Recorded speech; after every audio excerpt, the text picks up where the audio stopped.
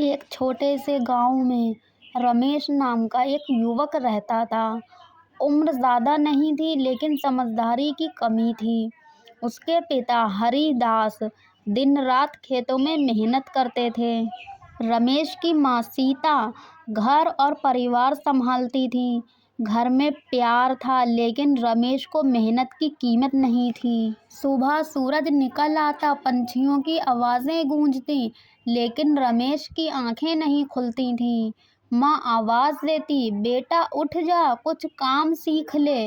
रमेश करवट बदल कर कहता, अभी नहीं माँ, बहुत समय है। दिन बीतते गए और रमेश का आलस बढ़ता गया। गांव के बाकी लड़के कोई खेत में काम सीख रहा था, कोई पढ़ाई कर रहा था और रमेश बस सपनों की दुनिया में ही जी रहा था। वो सोचता था कुछ ना कुछ तो मिल ही जाएगा। एक दिन गांव में ऐलान हुआ, शहर में नौकरी के लिए मेहनती युवाओं का चयन होगा। पूरा गांव जोश में आ गया, सब तैयारी में लग गए। लेकिन रमेश हंसते हुए बोला, इतनी मेहनत किस लिए, अभी बहुत समय है। ये कहकर वो चला गया। फिर एक दिन चयन का दिन आया, सूची लगी। रमेश दौड़ता हुआ पहुंचा, लेकिन उसका नाम नहीं था।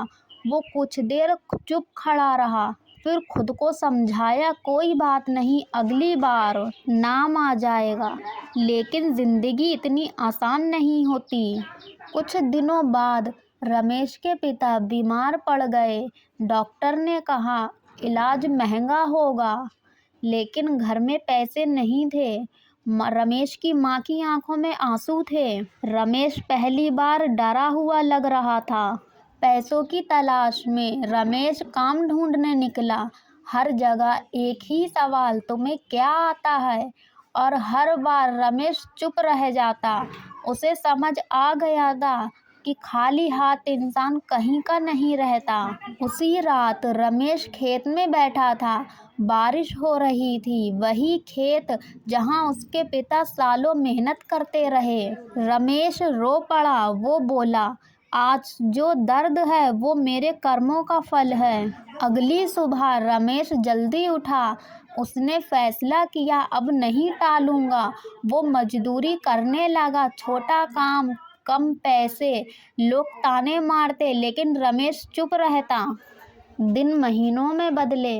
रमेश ने काम सीखा, अनुभव बढ़ा, लोग उस पर भरोसा करने लगे। वो अब वही रमेश नहीं था। एक दिन फोन आया उसी कंपनी से जहां कभी उसे ठुकराया गया था। इस बार उसका चयन हो गया। रमेश की आंखों में आंसू थे। रमेश ने पहली कमाई माँ के हाथ में रखी। माँ बोली, मेहनत कभी बेकार नहीं जाती बेटा। रमेश ने सिर झुका लिया। याद रखिए, जैसा कर्म वैसा फल। आलस आज आराम देता है लेकिन कल दर्द देता है। मेहनत देर से सही लेकिन जिंदगी बदल देती है। अगर आज आप आलस कर रहे हैं तो रुक जाइए, क्योंकि ज़िंदगी हिसाब ज़रूर लेती है। अगर आपको हमारी कहानी अच्छी लगी हो तो अपने दोस्तों में शेयर कीजिए और वीडियो को ज़रूर लाइक कीजिए एंड चैनल पर सब्सक्राइब भी करिए।